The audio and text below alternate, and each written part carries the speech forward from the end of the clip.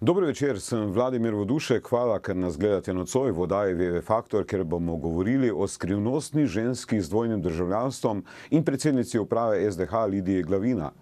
Je slovenska in italijanska državljanka, govori angleško, špansko, francosko in srbohrvaško, kje plačuje davke v Sloveniji ali Italiji in kolikšna je njena plača.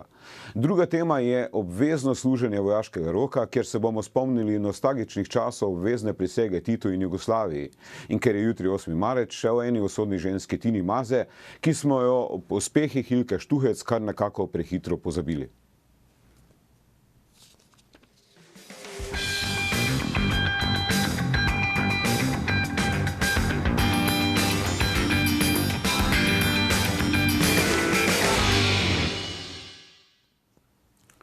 Kdo je skrivnostna ženska imenovana Lidija Glavina, za zdaj neznana ženska iz italijanskega zamejstva, ki upravlja 12 milijard evrov državnega premoženja?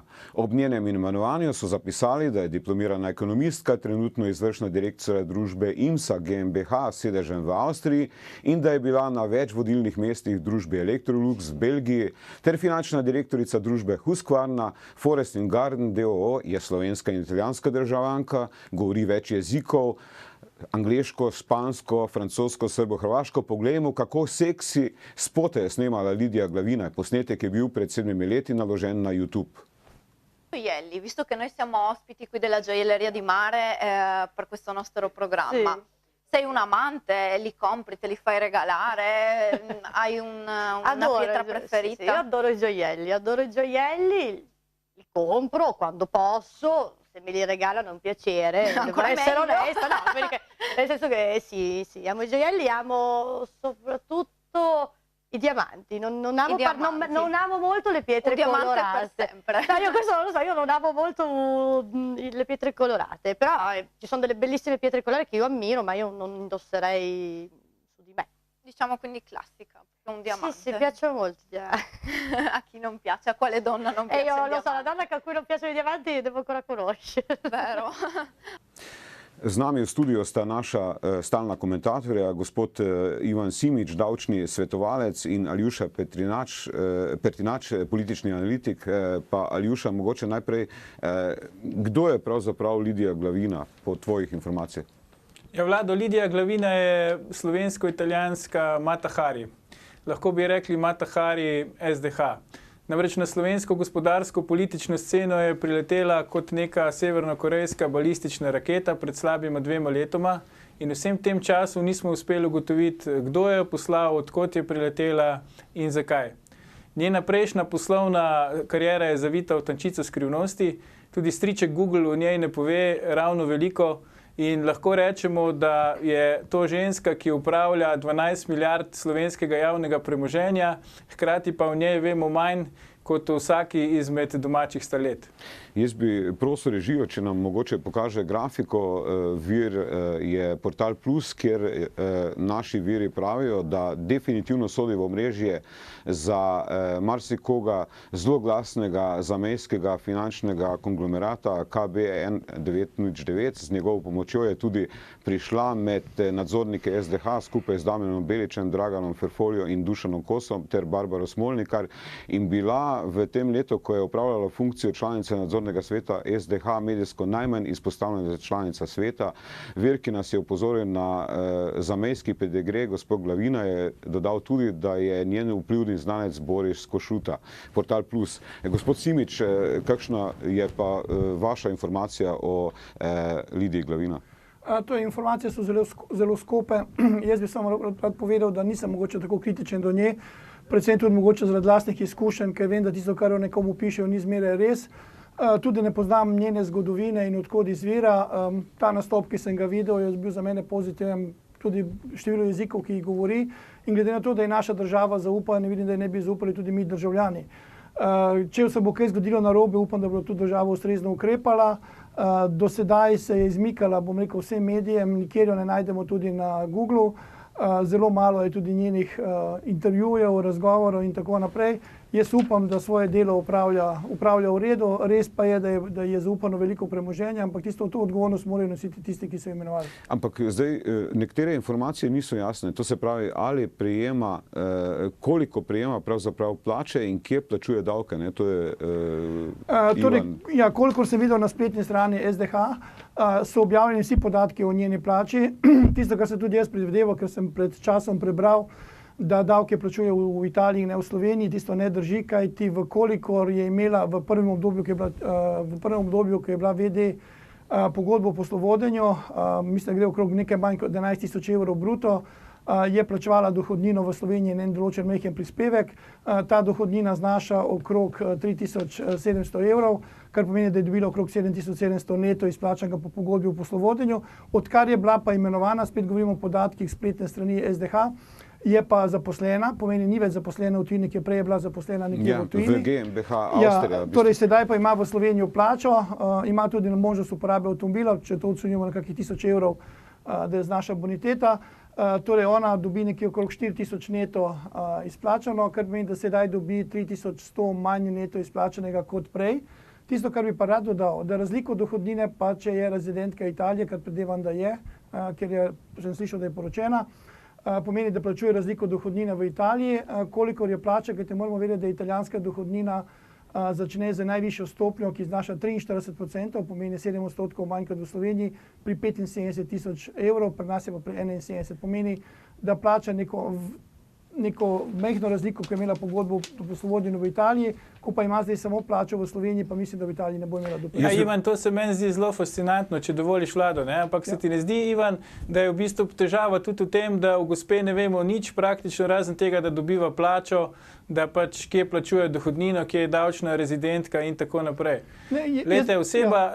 Oseba, ki se povezuje z zelo glasnim podjetjem KB1909, ne, ki je dobilo ime po Kranjski deželni banki, ki je bila 1909. leta ustanovljena, ki je pravni naslednik Saftija. Safti pa, kot veš, je pa slamnato podjetje bivše Udbe zaposla v slovenskem zamejstvu, ne, ki je bila ob imenovanju zasebna spremljevalka Viktorja Markežiča, ustanovnega člana SMC in v slovenski Istri znanega kot grobarja Tomosa.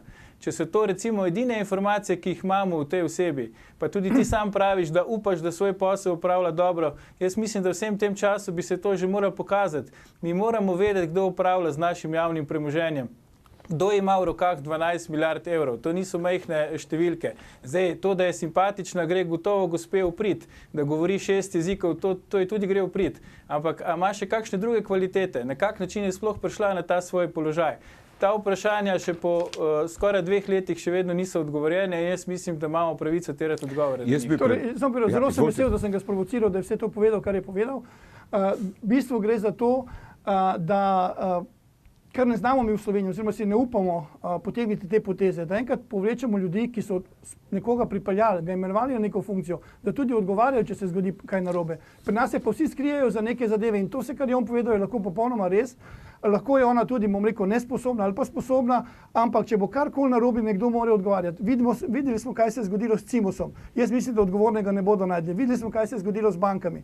Torej, pri nas se vse skrije zaradi nekih, bom rekel, medsebojnih interesov politike oziroma politikov, ki pokriva enega drugega, medtem ko navadne ljudstvo nadrsa, če ne odda nekega obračuna, dobi kazen 2000 evrov, 10.000 evrov, ko pa nekdo upravlja naše premoženje in če ga upravlja narobe, pa ne bo odgovarjal nihče. Zato pravim, da enostavno ljudstvo je tisto, ki voli politiki, ki vodijo to državo. Ti politiki izvodijo, kdo bo vodil naša podjetja in če zadeva ni v redu, potem naj odgovarjajo. Jaz bi predlagal režiji, če lahko pogledamo izjave gospe Lidije Glavina, predvsem ob tem, ko je bila tiskovna konferenca in ko smo dobili informacijo, da bo pač država sanirala Cimos, mogoče, če lahko pogledamo to prispevek.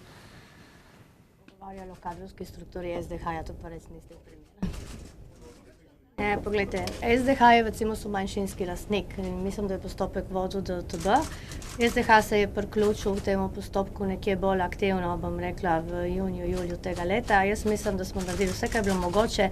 Se pa treba zavedati, da se pogajanja pač vodijo na 2 straneh in da je pač treba 2 strani skupaj spraviti, tako da težko bi jaz rekla, da je pol vsa odgovornost na eni strani. Ta hip ne vprašanja na To pa res ne. Ona pa najmanj. To pa jaz pa najmanj. Aljuš, kakšna je pravzaprav po tvojih informacijah vloga Lidije Glavina recimo pri tej neuspeli prodaji Cimusa italijanski družbi? Verjetno je dobro poznala kupca, v bistvu neki je pravzaprav ponudil samo 100 000 evrov, mislim, da za Cimos. Vlado, tega ne vem. Jaz tudi mislim, da je Cimos en majhen delček te generalne, te velike zgodbe, o kateri bi se morali pač enostavno pogovarjati. Res je težko razumeti, kako lahko oseba, še enkrat poudarjam, o kateri ne vemo praktično nič, tudi v času svojega upravljanja funkcije ni z ničemer prispevala k temu, da bi si neko boljšo sliko lahko ustvarili o njenem delovanju.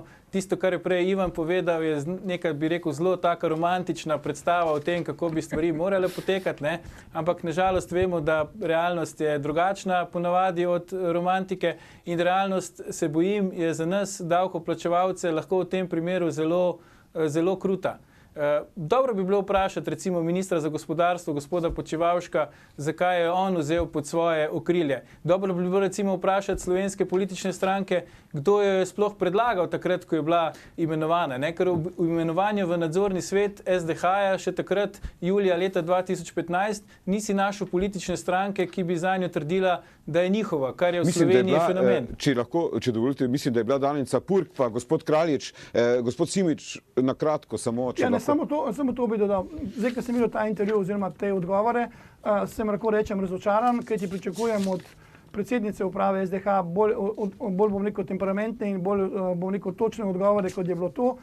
In tukaj je tisto, kar mene moti, to, da se nekdo vleče ven. Torej nismo odgovorni mi, ampak je odgovoren DUTB. Ampak gledajte, eni in drugi so imenovani od iste države. Ista država jih vodi. In ne strinjam se s kolegom, ki pravi, da sem romantik. Ne, jaz nisem romantik, jaz sem za kruto realnost. To pomeni, ko nekdo nekaj naredi narobe, naj odgovarja. Ampak praviloma odgovarja samo normalno ljudstvo, ki gre 1 kilometer čez omejitev, dobi kazen 250 ali pa kakorkoli evrov. Ko pa nekdo, neko celo podjetje, če govorimo o Cimosu, če govorimo o vseh ostalih podjetjih, ki grejo v stečaj, ki ljudje ostanejo brez službe, ne odgovarja nihče, ker se, kot vidimo tudi v tem primeru, se je že v tem razgovoru začelo igranje ping-ponga med DUTB in SDH. Dobro. To so ljudje, ki vodijo to državo in ta podjetja. Jaz bi predlagal, to je seveda posebna tema, nocoj bomo govorili še o obveznem služenju vojaškega roka in se seveda spominjali zaprisege prve generacije Slovenske vojske, pa tudi časov, ko smo prisegali Titu in Jugoslovanski armadi.